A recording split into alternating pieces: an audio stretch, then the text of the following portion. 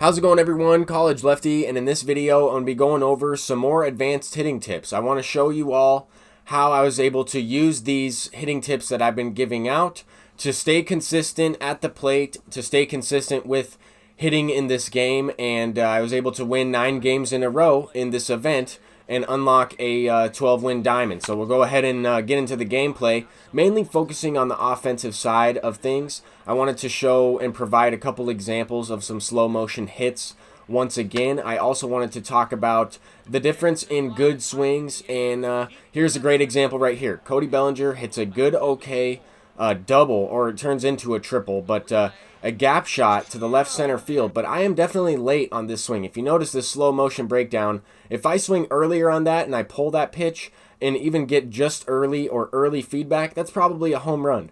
That feedback says good, okay, and the reason why it is good, okay, is because I was definitely late on that swing. I hit the ball at that last timing window for that green window. So here's a perfect example, another slow motion clip, same game, a couple batters later, and I get an early squared up home run, no doubter, with Gary Sanchez. As you can see, though, the barrel of the bat lines up with the ball perfectly. Could have honestly been a perfect squared up hit. Just the fact that I had the barrel of the bat out in front of the baseball determined that early feedback. Same type of thing here. An early okay hit. The PCI was actually outside of the ball, which means I put the PCI too much to the left.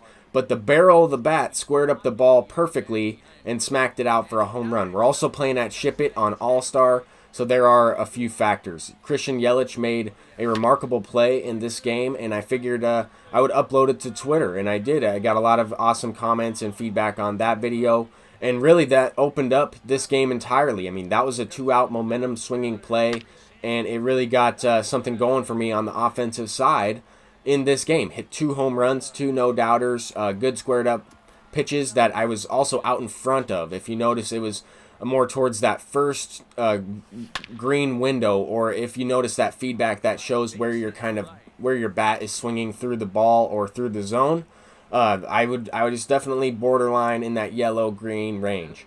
Anyway, I wanted to provide an example of 3 perfect hits in a row. Sometimes you're going to get rewarded on these perfect hits, and sometimes you're not. So 3 perfect line drive or 3 perfect ground balls. Either way, they're kind of in between. But here's the example. Here we get 2 base hits and 1 line drive out to the second baseman. That's going to happen. It does happen at a very low percentage. But I also wanted to mention that it's almost better to be early than to have a good okay, I would say. It's almost better to be early on the feedback, early with your bat, unless you're trying to go the other way with the pitch, obviously. I mean, if you square it up with good, and you go with the pitch, you're going to get rewarded most often.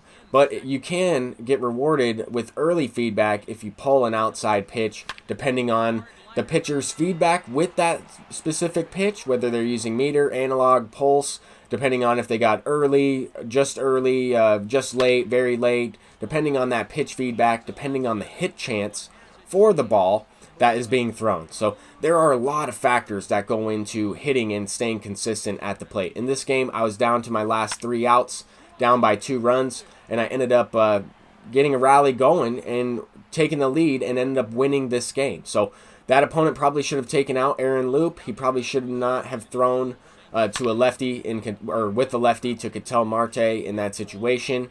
But we'll hop into this next game. We got a leadoff base runner. He went with a slide step. Christian Yelich in the leadoff spot has that 75 speed, 75 steal. If you get some speed on base, you might earn a slide step fastball. You might give yourself an opportunity to get a pitch over the middle of the plate because they think you might be stealing that base.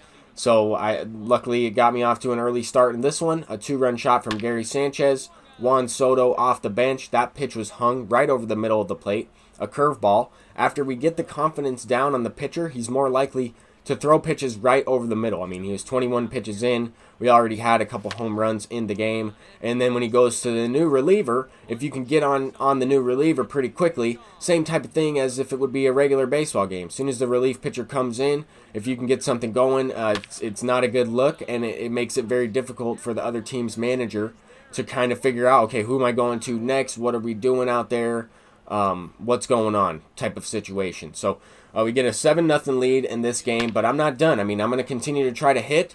No lead is ever safe. This guy is the home team. He had a very good record, 30-something and like 15 losses. So a good win-to-loss ratio, and he's the home team. So no lead is ever safe. I'm looking to tack on as many runs as I can, and if he's going to continue to throw the ball over the middle of the plate, I'm going to try to work the count and wait for those pitches to try to do some damage, try to extend the lead a little bit, try to get the batting average up on Christian Yelich as I'm hitting 167 with him. I don't know what it is about that card. I don't know what it is about his swing.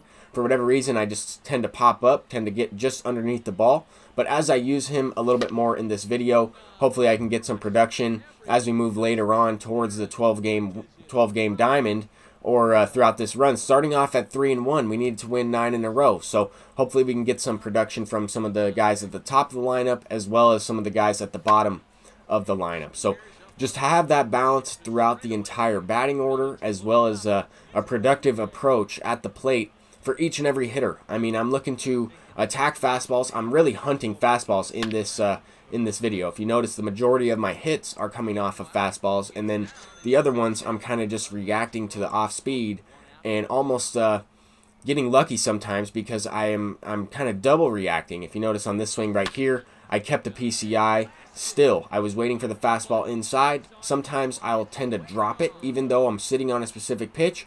I tend to drop the PCI at the last second. When I'm not doing that is when I'm most successful at the plate. Here we're facing lefty Josh Hader, who only has a fastball slider combination, and that's kind of what I'm talking about. I kept the PCI still, but I reacted almost twice. If you rewind a little bit and watch the PCI as slow motion as you can. I didn't go into slow motion for that clip because I want to get through a lot of these games and a lot of this gameplay in one video. But I did want to provide a couple examples of what I was talking about with swinging and getting that barrel of the bat out in front of the zone and in front of the ball to pull it. This one I went the other way with. Good. I got the PCI. Similar swing to the one I pulled earlier at Ship It with early okay. That one I actually went the other way with it. Got the good feedback. So same thing here. Went the other way with the fastball. Got the good feedback. Hit it where it's pitched. And also got the barrel of the bat to that ball, and with that launch angle that you need to send it out for a home run.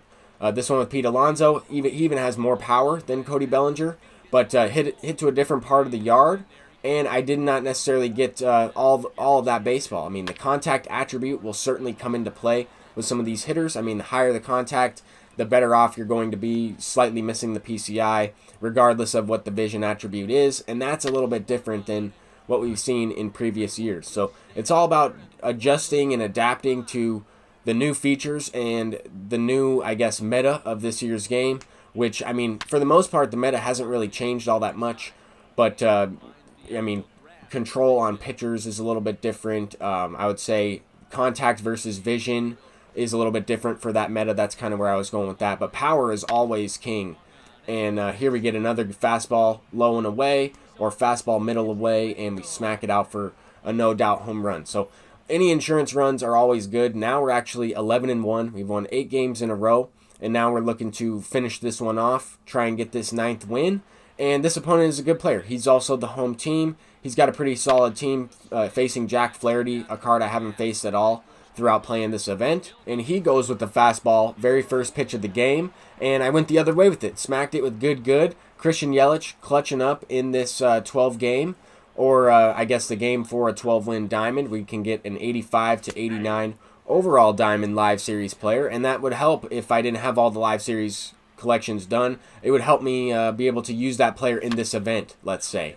But Mike Trout going deep. He went with 2 fastballs in a row, and that one was right over the middle of the plate, caught too much of the plate, up in the zone, and I barreled it up, smacked it out for a home run. Back-to-back home runs to start this game off. That's a great start. I need to continue hitting the baseball well. I mean, yes, some of my outs are going to be well-hit balls that don't quite get out of here, and I am going to also have to pitch and clutch up in this situation because I only have that 2 runs, or those 2 runs that I scored to start off the game. So bottom of the 2nd inning, we get 2 huge strikeouts, an accidental dot on that slider, low and away. My hitting normally keeps me in these games, but for the most part in this one, I didn't really hit the ball that great. I feel like I kind of got off rhythm a little bit. I started to swing at first pitch too often and ended up winning the game still, but just a few things that I noticed while playing that game.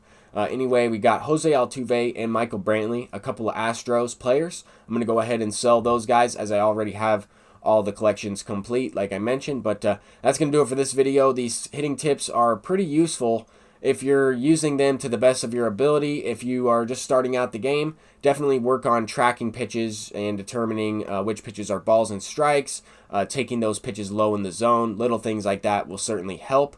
But that's going to do it for this video. Thank you all for watching, and make sure to wish your mother a happy Mother's Day and spend some time with your family. Have a great day, and peace out.